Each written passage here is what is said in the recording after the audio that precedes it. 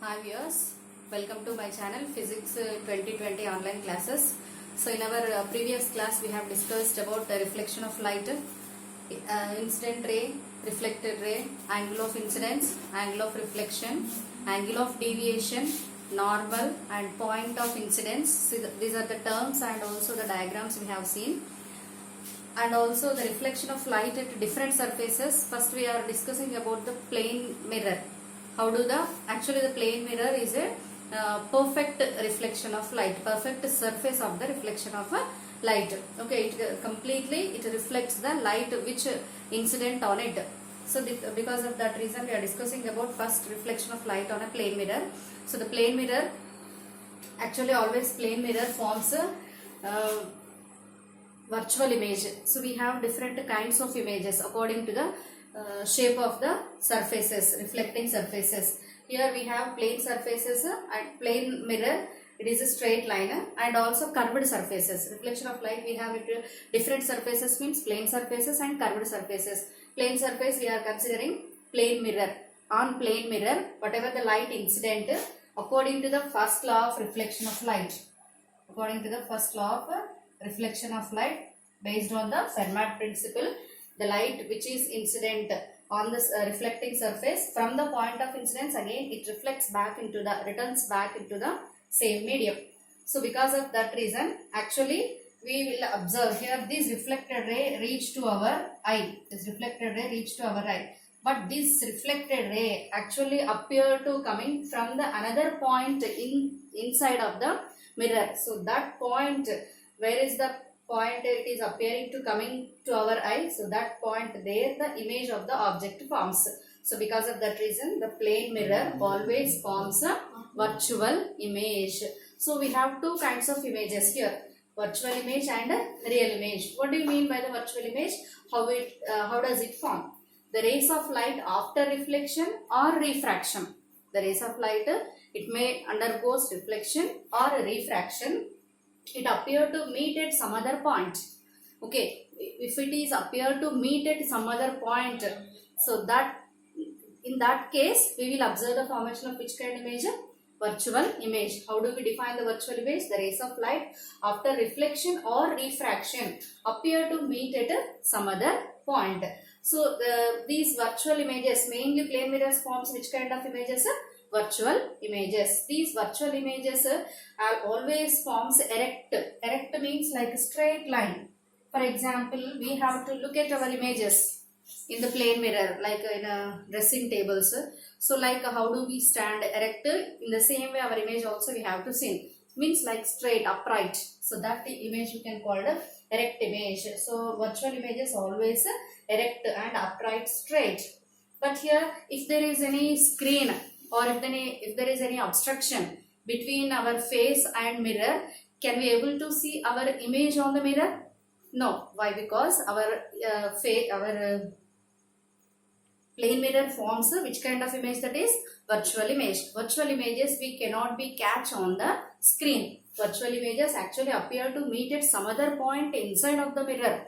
Okay, and also from the plane mirror, how much distance we have? We have to stand the distance from the mirror. Our image inside the mirror also forms at the same distance. Means what? From the reflecting surface plane mirror, the object distance, if we are object for the plane mirror, the object distance will be equal to the image distance. Okay, so that's why here it appears to meet at some other point. We are defining the virtual image. And also we cannot be taken on screen. This kind of virtual images we cannot be taken on screen. It is always erect. Erect means upright, straight.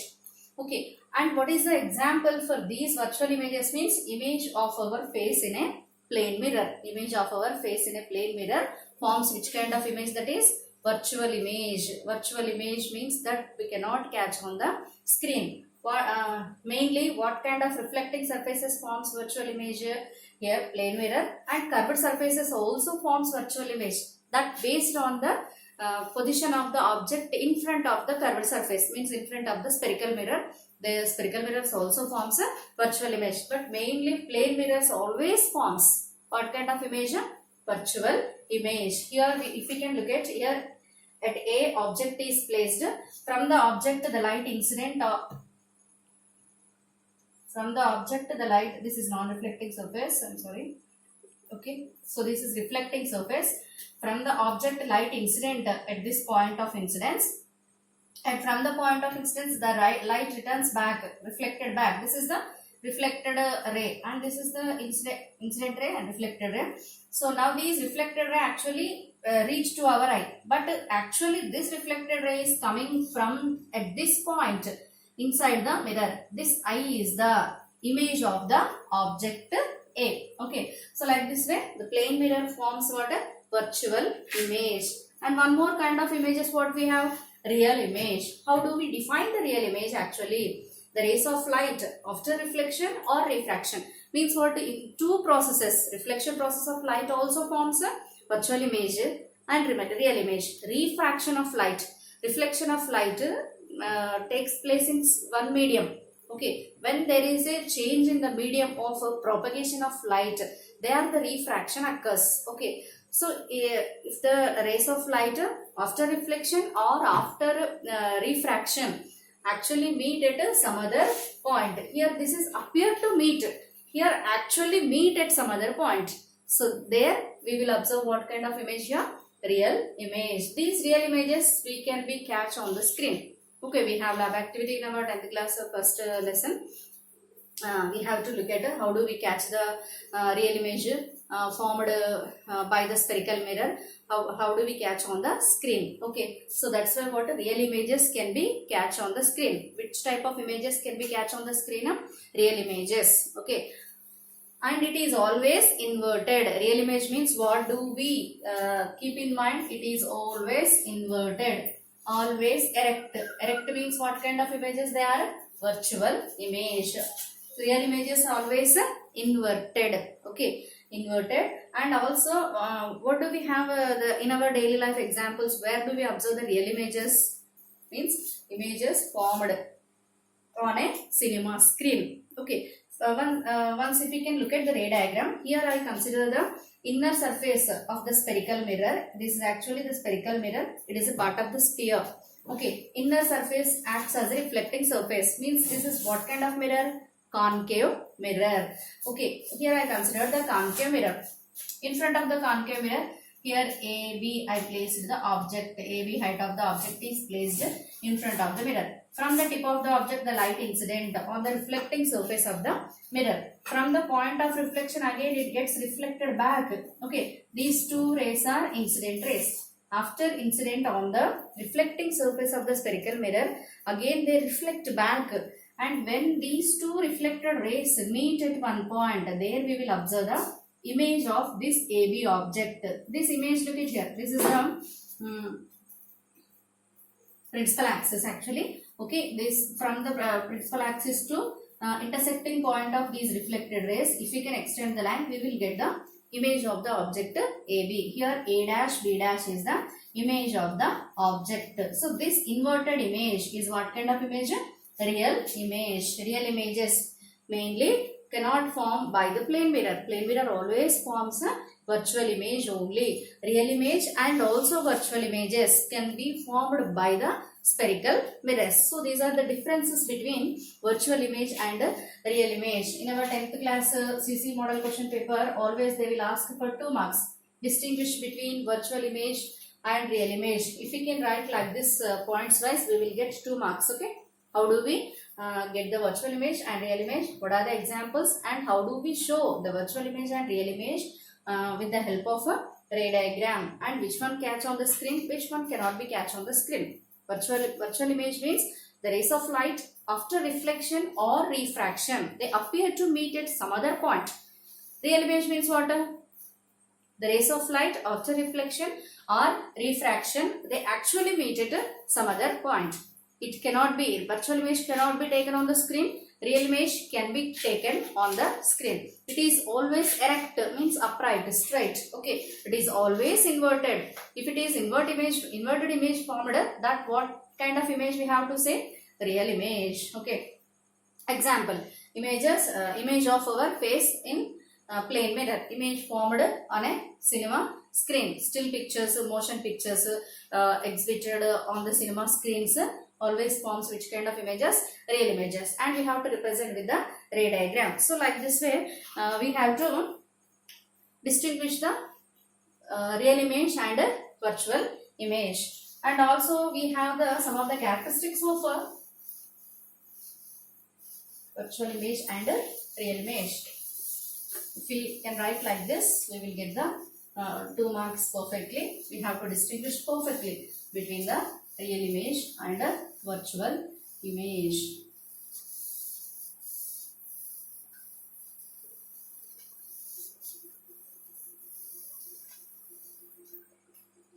Okay, we have also seen laws of reflection of light.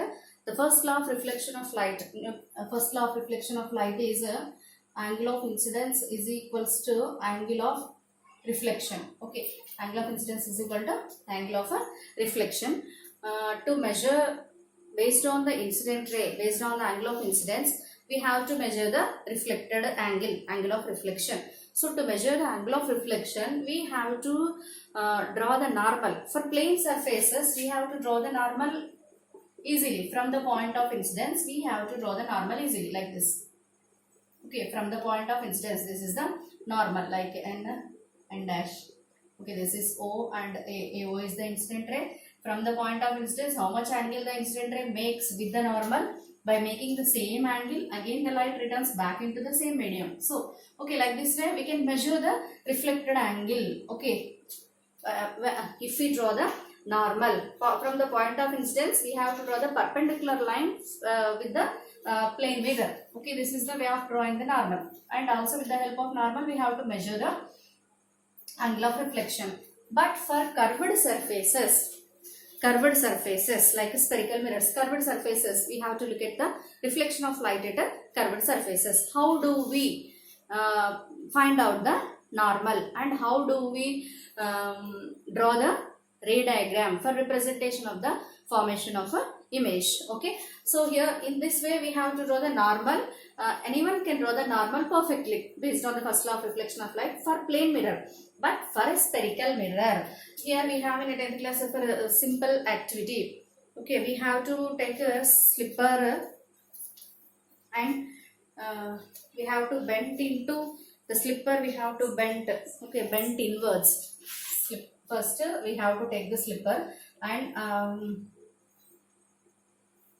flat, and we have to place the pins, ballpoint pins like this. All these ballpoint pins acts like a normals for this plane surface. Look at here, this is the plane surface. When we bend inwards, look at here, when we bend inwards, so all these pins will appear to meet. Look at here, all these pins means from the center of the slipper, all the pins we observe at the center of the slipper. When we bend the slipper like this inwards, all the pins will appear to meet. Okay, from this point means what? For the spherical mirror, from the center point of the spherical mirror, if we draw any line on the reflecting surface of the mirror. For example, here I am considering this is the non-reflecting surface. Inside the reflecting surface means concave mirror. Here, this is the, like this, if I draw the line. Okay, so here from the center of this is the part of a sphere. The spherical mirror is a part of a sphere. From the center of the sphere, if we draw any line towards the reflecting surface, that will act as what? A normal. Okay, like this way we have to identify the normal. Based on the normal, if any light incident at the point of incidence, from the point of incidence, first we have to draw the normal. Then we have to draw the reflected ray. Okay, so like this way, from the center of the spherical mirror, if we draw any line on the reflecting surface, so that line makes as what? A normal for the spherical mirror. Okay, we have some terms related to the spherical mirror. If we know the terms, we have to learn about how do the images formed by the spherical mirror. First, we have to learn the definitions of the terms related to the spherical mirror. Okay, Actually, parallel beam of light. How do we get the parallel beam of light? Parallel beam of light should fall on the spherical mirror. Means again, after incident on the spherical mirror, on the reflecting surface of the spherical mirror, again they gets reflected back. Okay, but how do we get such a beam? Beam means what? A large number of light rays. So beam of parallel rays. How do we get? Where is the such a source in our nature? Means from the sun. Okay, so from sun we are getting parallel rays of light. So how do we place the object to get the parallel beam of light? Parallel beam of light means the intensity of light should be maximum, and also the source of light should be far away from the reflecting surface. Okay, then we will get the parallel beam of light. For example, in a dark room, if we place a block and we have to keep it two nails like this. Okay, two nails, and we have to place one candle in the room. In the flame of a candle, in the light of candle, we have to observe the images of nails. Images of nails. If we keep it very close to the nails, we will observe very long light. Very keep to the near to the nails, we will observe here very long shadows, and again it diverges. Okay, when we move the candle far away, when we move the candle far away, means this is the source of light. Here the candle is the source of light. When we move the source of light far away, these diverged, the images of nails will be diverged when the source of light will be near to the nails in a dark room. But when we move the source of light far away, we will get slowly the parallel beam of nails. Means from this activity, what do we conclude to get a parallel beam of light? Parallel beam of rays, parallel beam of light rays. We have to place the source of light should be far away. Okay, to get a, this is also sometimes they will ask for one more command to get a parallel beam of light. To get a parallel beam of light rays. What are the conditions to get a parallel beam of light rays? What are the conditions? The source of light. Source of light should be far away from the object. And also, if the source should move away from the object, we do not get object brightly and properly. So that's why the intensity of light also should be maximum. Intensity of light is maximum. If these are the conditions will be satisfied, we will get the parallel beam of light rays. Such a parallel beam of light rays, how do we get from the natural source? Sun. Sun will gives us the parallel beam of light rays. What are the conditions required to get a parallel beam of light rays? Means the source of light should be far away from the object and intensity of light is maximum. Then we will get the parallel beam of light rays. So now we have to observe, if the parallel beam of light rays should fall on a curved spherical mirror, how do it reflects and how do the image formed by the spherical mirror. Okay, here I am considering inner side of the spherical mirror acts as a reflecting surface. Here one side I am drawing like this, means this is the non-reflecting surface. Non-reflecting surface. Inner side of the spherical mirror acts as a reflecting surface, means this is concave mirror. We have to define some terms related with this spherical mirror. Okay, this is the part of a sphere actually. The spherical mirrors are part of a sphere. Inner side of the reflecting surface. This spherical mirror, the center point or the geometric center of the mirror, we have to define as a pole. Okay, how do we define the pole here? Geometric center of the mirror. Geometric center of the mirror is defined as a pole. Okay, and here this is the center of the sphere. From the center of the sphere, if we draw any line on the reflecting surface, it should act as a normal. Okay, this is the normal. So here the line, if we join the line from pole to center of curvature, the center of the sphere, the spherical mirror belongs to which sphere? The part of the sphere, the center of the sphere of the spherical mirror we defined as what? Center of curvature.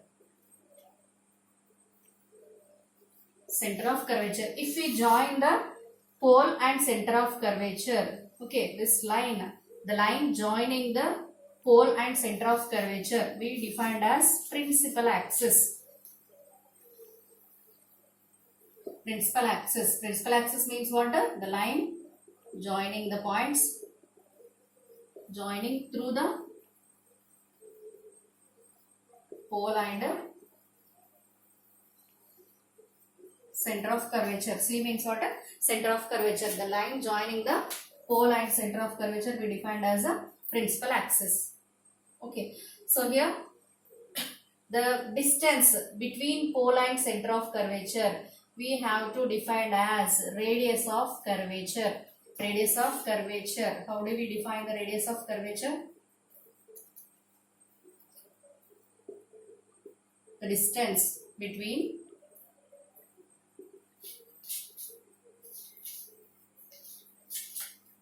pole and center of curvature is defined as radius of curvature. We have to represent with a capital R. So here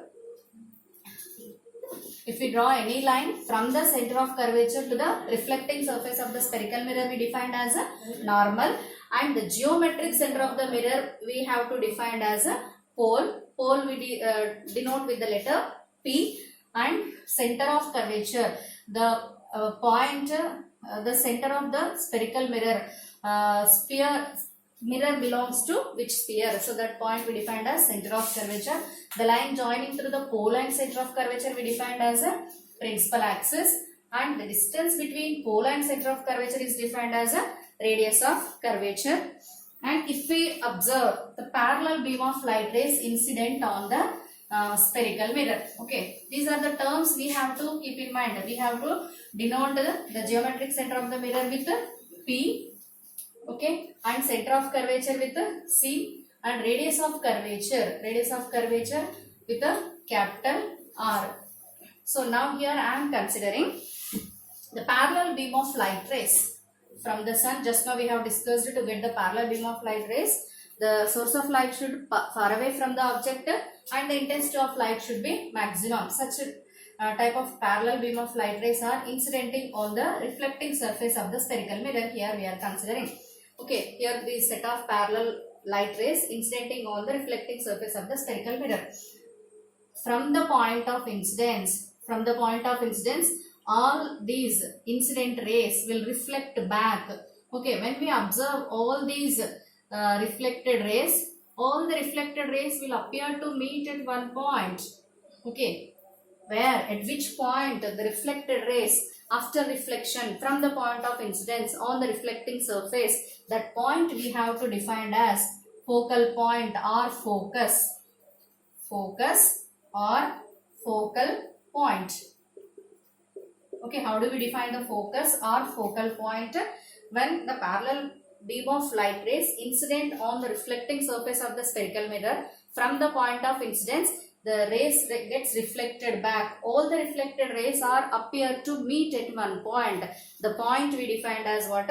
Focus or focal point. At this focal point, the intensity of light is maximum. Heat will be maximum. Okay, focal or focus point. Already we defined the radius of curvature between pole and center of curvature.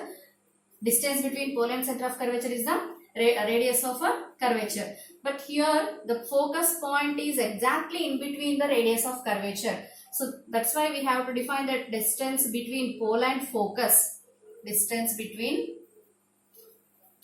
pole and focus. Distance between pole and focus is defined as what? Focal length. Focal length we have to denote with the small letter. Focus we have to designate with a capital letter. Focus means where the reflected ray meet reflected rays meet after reflection from the point of incidence on the spherical mirror. That point we define focal point or focus. But here focal length, the distance from pole to focus we defined as focal length. Here focus point is exactly in between the pole and center of curvature. The distance from pole to focus and focus to center of curvature also will be the same. So that's the radius of curvature. From this distance from pole to center of curvature we defined as what? Radius of curvature. So radius of curvature is equals to, we have to write focal length and focal length, same distance. So R is equals to 2f. If we know the focal length, we can find out the radius of curvature. Or if we know the radius of curvature, we can also find out the focal length. Okay, these are the terms related to the spherical mirror. If we know all these terms related to the spherical mirror, we have to draw the ray diagrams. How do, depending on the position of the object in front of the spherical mirror, what kind of different images we have to form. Also we have in this lesson, and one lab activity we have. Based on the lab activity, we have to place the object at different places in front of the spherical mirror, and according to the different distances of the object from the mirror, we have to get different images, different kinds of images formed by the spherical mirror we have to observe. Okay, these are the terms related with the spherical mirror. What are the terms we have to keep in mind? The geometric center of the mirror is called a pole. The center point of the sphere. Okay, the spherical mirror belongs to which sphere? The center of the sphere of the spherical mirror we have to define as center of a curvature. The distance from pole to center of curvature is radius of curvature, capital R. Okay, and the line which is joining through the pole and center of curvature is principal axis. If we consider the parallel beam of rays incident on the reflecting surface of the spherical mirror, after reflection from the point of incidence, they gets reflected back. All the reflected rays meet at one point on the principal axis. That point we defined as what? Focus or focal point. And the distance between pole to focus is defined as a focal length. Focus is exactly in between the pole and center of curvature. Actually, we define pole and center of curvature distance is radius of curvature. So that's why what do we get here? Radius of curvature R is equals to 2f. Okay, like this. All the rays after reflection, it is converting at one point. So that's why this concave mirror is a converging mirror. Concave mirror is a converging mirror. Okay. Concave mirror is a converging mirror. And same terms on convex mirror. How do convex mirror will act when the parallel beam of incident rays will fall on the reflecting surface of the convex mirror?